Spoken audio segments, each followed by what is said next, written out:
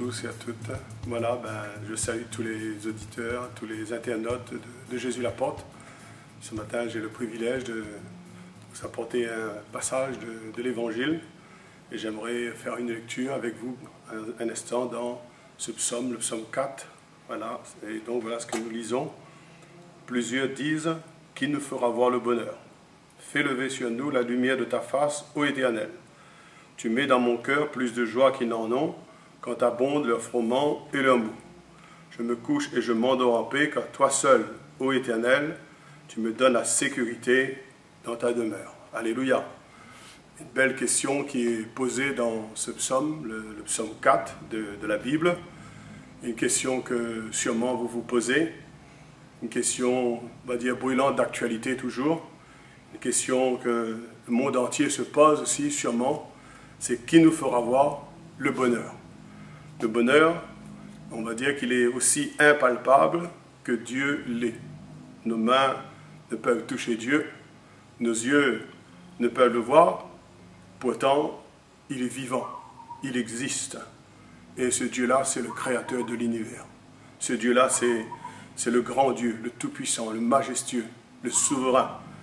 Et la Bible nous dit que toutes choses viennent de lui. Et tout est sous son contrôle. La parole de Dieu, le monde, l'univers est soutenu, contrôlé par la parole de Dieu. Et je laisserai moi vous dire aujourd'hui qu'il n'y a de bonheur qu'en Dieu. Pourquoi?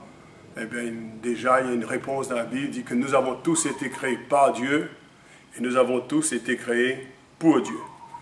Si bien que ni l'argent, ni l'or, ni le plus grand confort qu'on pourrait avoir sur la terre, ni les plaisirs les plus faciles ne vous apporteront le bonheur. Que faire? Qui nous fera voir le bonheur? Je crois que tout d'abord, il est essentiel de revenir à la parole de Dieu.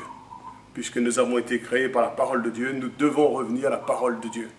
Et le psalmiste, là, dans ce psaume, il dit « Fais lever sur nous la lumière de ta face ».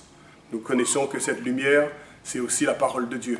Dans un passage de la Bible, il dit « Ta parole est une lampe à mes pieds et une lumière sur mon sentier. » Donc, je sais et nous le croyons, la Bible, c'est la parole de Dieu. Il faut prendre le temps de la lire déjà.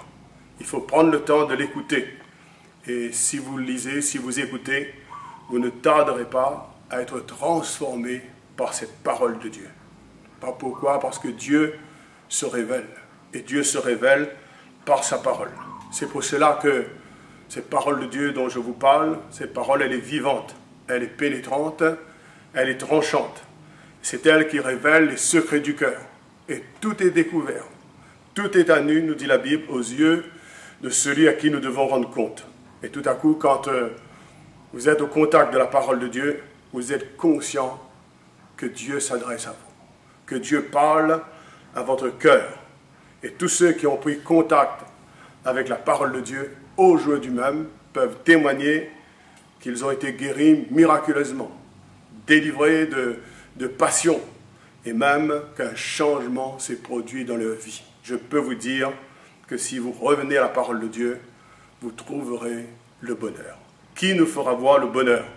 Il faut aussi que vous ayez ce courage, cette démarche d'inviter Dieu dans votre cœur. C'est important que ce soit vous-même qui fassiez la démarche et personne d'autre ne pourra faire la démarche pour vous. Nous lisons dans ce passage même que nous avons lu, où il est dit ceci, « Tu mets dans mon cœur plus de joie qu'ils n'en ont quand abondent leur froment et leur mou. » Et dans la personne de Jésus-Christ, Dieu est venu parmi nous.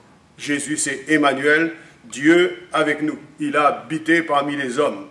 Et ce Jésus n'est plus sur une croix. Ce Jésus n'est plus dans le tombeau. Ce Jésus dont je vous parle, il est ressuscité.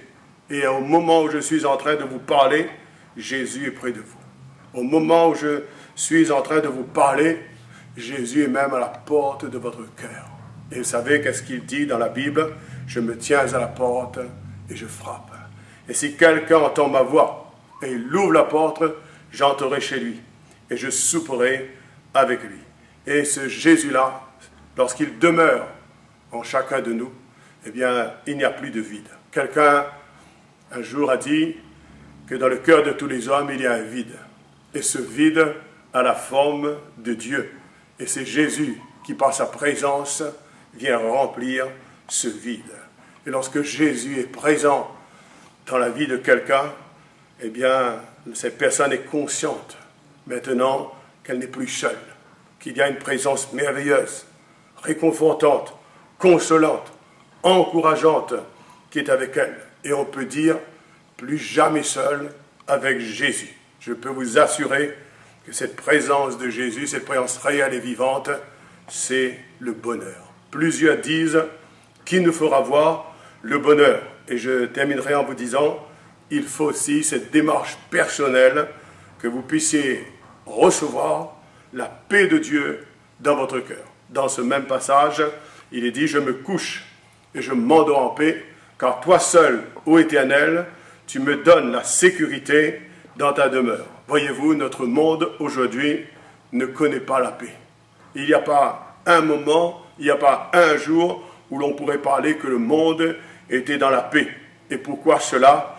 Eh bien parce que le monde entier a péché. Il faut dire la vérité, et à cause du péché, ce monde est en guerre contre Dieu. Et ce monde marche en ennemi de Dieu par ses pensées et par ses mauvaises œuvres. Le monde est séparé de Dieu. Il n'y a pas la paix.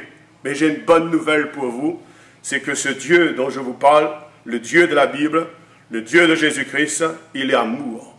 Et ce Dieu, c'est lui-même qui vous offre la paix. Et comment il nous offre la paix? Eh bien, il nous l'offre par Jésus-Christ, son Fils unique. C'est par Jésus que Dieu a fait la paix avec nous un jour. Comment ça s'est passé? Eh bien, Jésus est mort pour nous. Nous avons un passage de la Bible qui dit « Il a été blessé pour nos péchés, brisé pour nos iniquités, et le châtiment qui nous donne la paix est tombé sur lui. » Quand Jésus a pris nos péchés, il est mort à notre place. Il a payé pour nous coupables. Et à ce moment-là, nous dit la parole de Dieu, eh bien, il a renversé le mur de séparation, l'inimitié qu'il y avait entre nous et Dieu. Et si vous le croyez cela, eh bien, la barrière, le mur qu'il y a entre vous et Dieu, ce mur va disparaître et vous aurez cet énorme privilège, cette grâce infinie d'avoir une libre entrée dans la présence de Dieu. Il n'y a plus de séparation. En Jésus, mort pour nos péchés, ressuscité, il n'y a plus de séparation.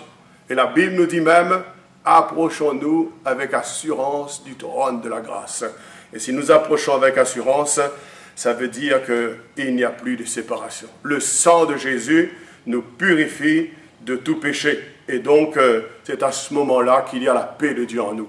Cette paix de Dieu extraordinaire, cette paix merveilleuse, eh bien, c'est elle qui est aussi une occasion de bonheur que nous avons aujourd'hui. Nous sommes en paix, nous avons le bonheur parce que nous avons reçu la paix de Dieu en nous. Alors, aujourd'hui, plus que le bonheur,